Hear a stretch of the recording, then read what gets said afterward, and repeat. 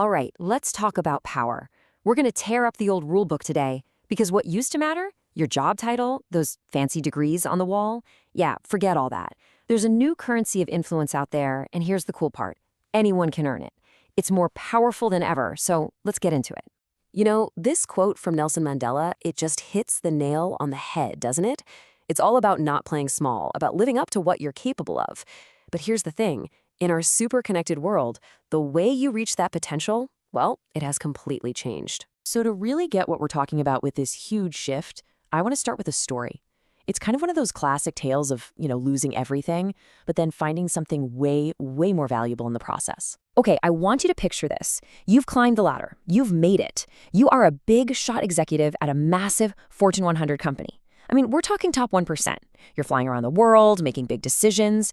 Your whole identity, it's wrapped up in that job title. And your life is just a constant buzz.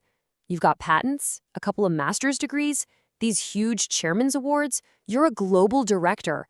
Your inbox, hundreds of emails every day. Your phone is ringing off the hook. You are the person everyone needs. That's what power used to feel like. But then you do something crazy. You decide to bet on yourself. You walk away from that cushy corporate job, that safety net, to go start your own business. It's a huge leap, right? Super exciting, a little terrifying. And on day one of your new life, crickets. Just eerie silence. The hundreds of emails a day, gone. The phone calls that never stopped, total silence. Nothing. It's this moment the author of our source material calls the veil of silence. Suddenly, you're not so-and-so from that giant company anymore. You're just you. So that leads to a pretty terrifying question, doesn't it? What happens when the whole world you built, the one that made you feel important, just disappears overnight? I mean, that is a serious modern-day identity crisis. Well, it's that shocking, jarring experience that actually reveals a huge truth about where influence comes from today. The old ways of measuring power, they're basically useless now. So let's take a look at this new equity of influence. Just think about it. The old symbols of power were things like your job title, how big your paycheck was, how many people worked for you, right? You had those fancy degrees hanging on the wall. But online, in this new world, none of that stuff matters. No one can see your corner office. It all boils down to one single thing: the power of being known. Now, we need to be really clear about what being known actually means. This is not about being famous, okay? We're not talking about Hollywood and red carpets. It's about having the right authority and reputation with the right audience, the people who actually matter for what you're trying to do.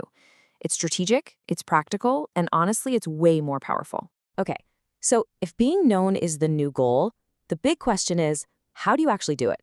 Well, the good news is there's a roadmap.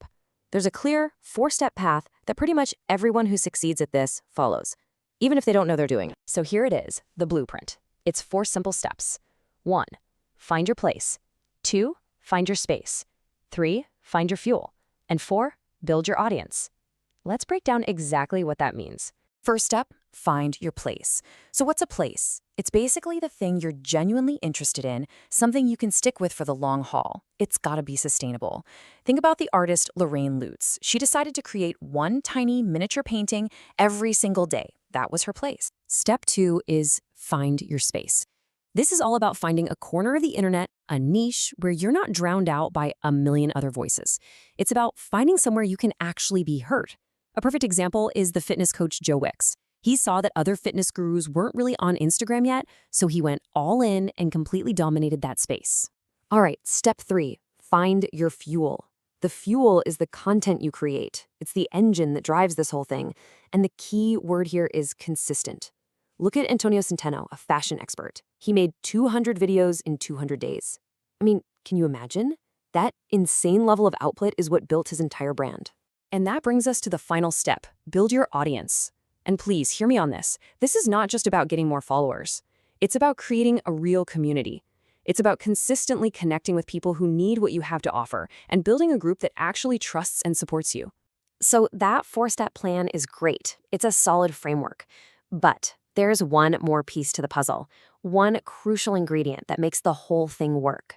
It's the thing that actually turns the idea into reality. I love this quote. Passion without a plan is a hobby. It's so true. Being passionate about something is awesome, but it's just the starting point. It's not enough to get you across the finish line. You know how we look at really successful people and think, wow, they must just be naturally talented? The truth is, that's almost never the case. What looks like some kind of effortless magic is almost always the result of years and years of just plain hard work. 5? That number you see? That's how many years an author named Brian Meeks wrote, every single day while living on only $500 a month, before his work finally paid off. Let that sink in. 5 years of pure grit before he saw any real success. And that really sums it all up, right? A professional is just an amateur who didn't quit. The real difference maker usually isn't some kind of genius-level talent. It's just perseverance. It's deciding day after day not to give up. Okay, so we've talked about the problem, this veil of silence. We've looked at the new rules of influence, the 4-step framework to get there, and the power of grit. So, what does this all mean for you? It's your turn. Listen, if you take one thing away from this, let it be this. The game has changed. The power has shifted. It's not about who you know anymore, it's about who knows you. The old gatekeepers, they're gone. You don't need permission from a boss to get ahead.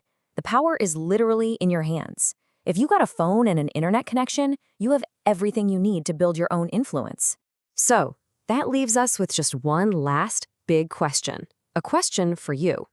In this world, where the opportunity is wide open, where you have the tools to build your own reputation and reach your full potential, what will you be known for?